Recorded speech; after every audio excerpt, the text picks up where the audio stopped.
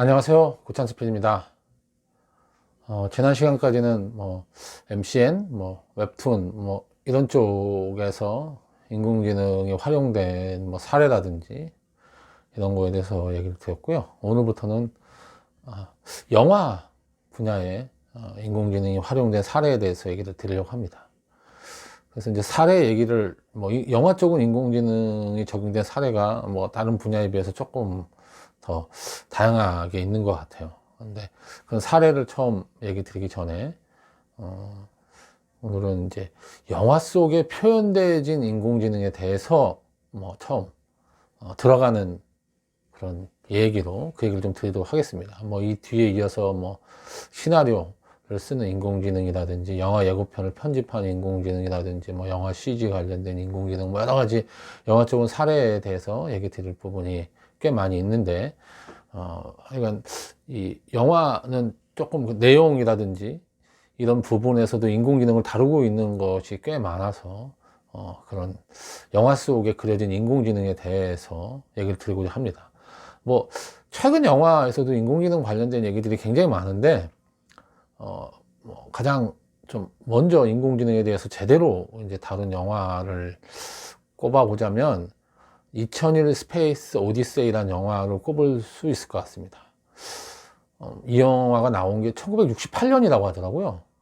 근데 인공지능이라는 용어가 처음 쓰인 건 1956년에 다트머스 회의라고 하는 회의에, 그 전에 이제 컴퓨터 쪽 유명한 전 세계 주로 이제 미국 쪽에 있는 학자들이 좀 많았지만 전 세계 유명한 학자들이 모여서 인공지능이라고 하는 용어를 거기서 자기들이 이게 앞으로 의미가 있다라고 같이 이제 서로 동의를 한 거죠. 동의를 하고 인공지능에 대해서 얘기를 하고 이거에 대한 연구라든지 이런 부분을 하는 게 필요하다라고 얘기를 한 굉장히 유명한 회의입니다. 다트머스 회의라는 게 이때 처음으로 공식적으로 AI라고 하는 인공지능이라고 하는 Artificial Intelligence라고 하는 거 만들어진 이제 지능이라는 거죠.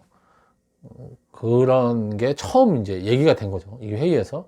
근데 56년에 그건 개념 자체가 처음 얘기가 되고 나서 인공지능이 얼마나 많은 사람들한테 이게 관심의 대상이었는지 10년도 지나지 않아서 굉장히 그 만능의 인공지능을 이제 꿈꾸는 2001 스페이스 오디세이에서 얘기한 인공지능이 굉장히 똑똑해서 인간과 하고 대화를 할 뿐 아니라 실제로 자기한테 주어진 목적을 수행하기 위해서 만약에 그 같이 있는 인간이 자기가 판단할 때, 판단력이 있는 거죠. 자기가 판단할 때 그 인간이 하는 행동이 자기한테 주어진 목적, 그러니까 이제 우주 탐사를 하는 얘기잖아요. 근데 우주 탐사를 하는 여기에 이 인간이 하는 행동이 만약에 방해가 된다라고 하면 그걸 막아버리는, 그러니까 인간을 통제할 수도 있는 거죠. 인공지능이 자기한테 주어진 임무. 그래서 이제 그 뒤에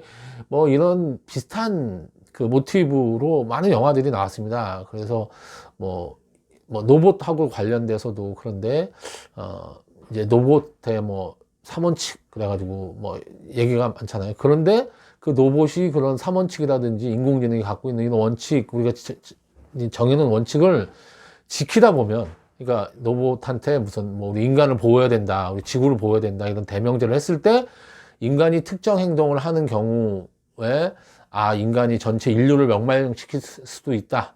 그래서 인간 자체를 통제하고 인간 자체를 공격하는 그런 행동을 하게 이율배반적인 그런 행동을 하게 된다. 왜냐하면 인간이 실제로 인류를 파괴하는 그런 환경 파괴라든지 이런 인간이 그런 이율배반적인 존재라는 거, 굉장히 철학적인 의미가 사실 있는 거죠. 그렇기 때문에 굉장히 합리적인 인공지능은 인간이 문제가 있는, 그러니까 인간을 보호하기 위해서는 인간 자체를 통제하거나 그래야 된다, 아니면 새롭게 인간 개조를 한다든지 그런 게 필요하다라는 철학적인 개념이 이제 영화에 들어가면서 인공지능에 의해서 인간이 통제받는 사회에 대한 영화가 사실 굉장히 많이 나옵니다. 근데 이거는 전체 사회는 아니고, 그러니까 이 우주선이죠. 우주선 안에서 그 HAL 9000이라고, HAL 9000이라고 하는 이름으로 붙여진 인공지능. 여기 이제 노트북에 있는 것처럼 그 단추처럼 생긴 이제 빨간 조명인 거죠. 이게 깜빡깜빡거리면서 이게 불빛이. 그래서 실제로 저는 이게 터미네이터 이제 보면 터미네이터 로봇에서 터미네이터가 마지막에 이제 압축돼서 완전히 이제 죽는다는 표현은 좀 이상하겠죠. 이게 로봇이니까. 이게 완전히 소멸될 때, 그때 이제 눈에 불이 탁 꺼지면서 이제 소멸되잖아요. 그런 거가 약간 이런 미국 사람들이나 이런 유럽 사람들한테 각인돼 있는 이런 처음 스페이스 오디세이, 여기에 이런 약간 인공지능이라고 하는 거, 이게 주는 공포감, 이게 이제 빨간 불빛의 그런 느낌? 그런 게 좀 있는 거 아닌가? 이건 제 개인적인 생각입니다. 그 실제로 제가 막 연구를 한 건 아니에요. 근데 그럴 수도 있는 거 아니야? 뭐 그런 생각을 좀 했습니다. 얘기가 옆으로 좀 샜는데.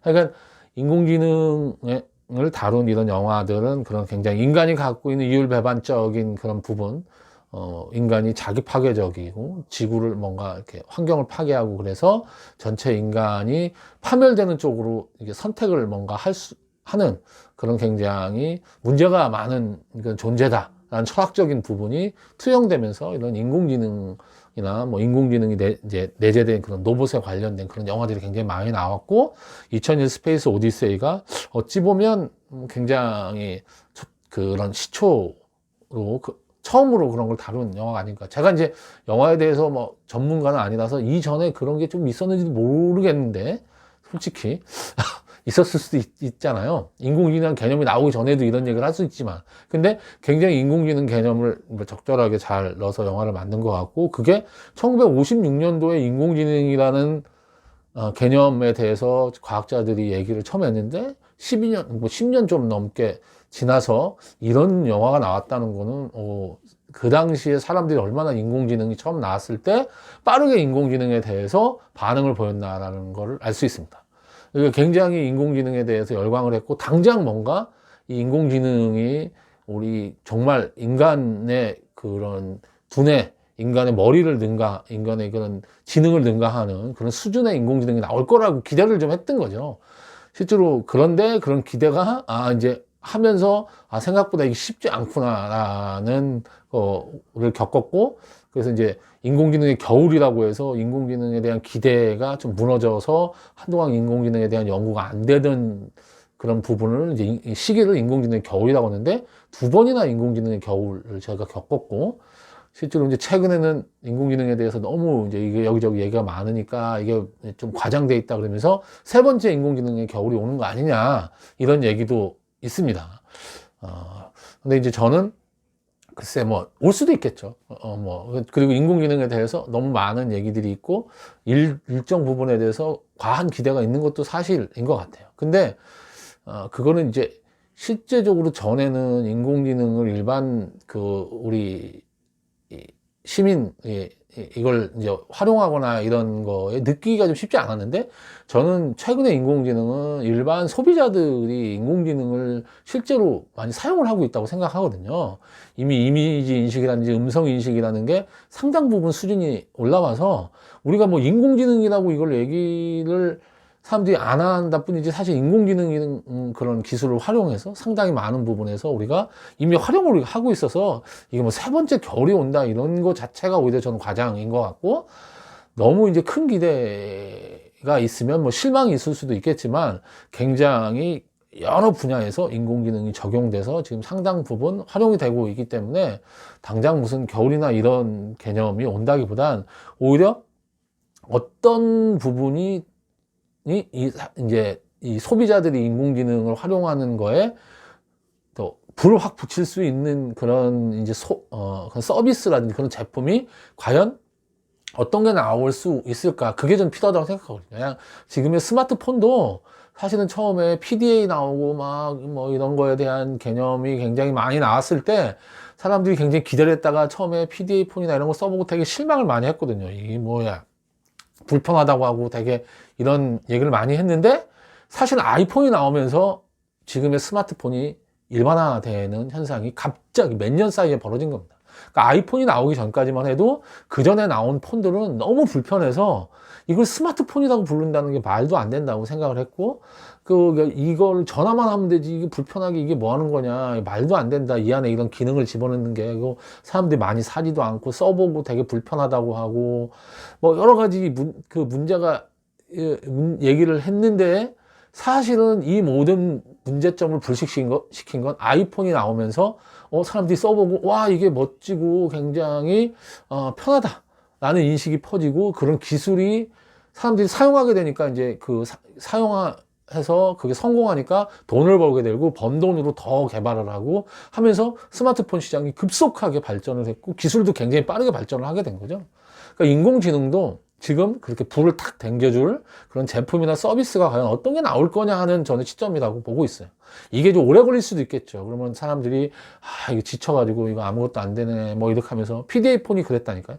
그런 과정이나 이런 거를 거치는 시기가 이제 올 거다. 그래서 다들 야 뭐 인공지능이 대단하다고 그러는데 이거 별거 아니네 이런저런 얘기를 하고 뭐 어쩌고 이건 과장이다 이런 얘기를 했을 때 스티브 잡스처럼 그 누군가 인공지능으로 그러니까 스마트폰으로 이런 세상을 만든 그런 제품을 딱 아이폰이 나왔듯이 뭔가 인공지능으로 모든 사람들이 야 그래 라고 하는 그런 서비스나 제품이 나올 시점이 다가오고 있다.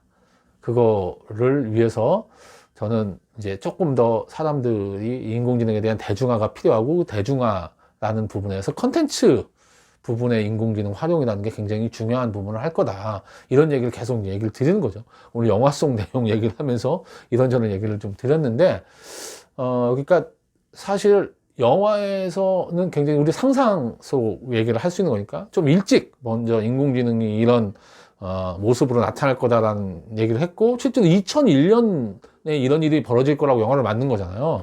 근데 2010년인데도 아직 지금 2001 오디세이에서 그린 그런 인공지능은 세상에 나타나지 않았습니다. 실제적으로. 그러니까 굉장히 과대 평가를 한 거죠. 인공지능에 대해서. 2001년이면 이런 일이 벌어질 거라고 했는데, 제가 볼 때 이런 인공지능이 나오려면 앞으로 한 10년은 걸리지 않나? 아니, 5년, 빠르면 5년? 뭐, 그래, 10년은 걸릴 것 같은데, 어쨌든, 이런 꿈을 꿨다.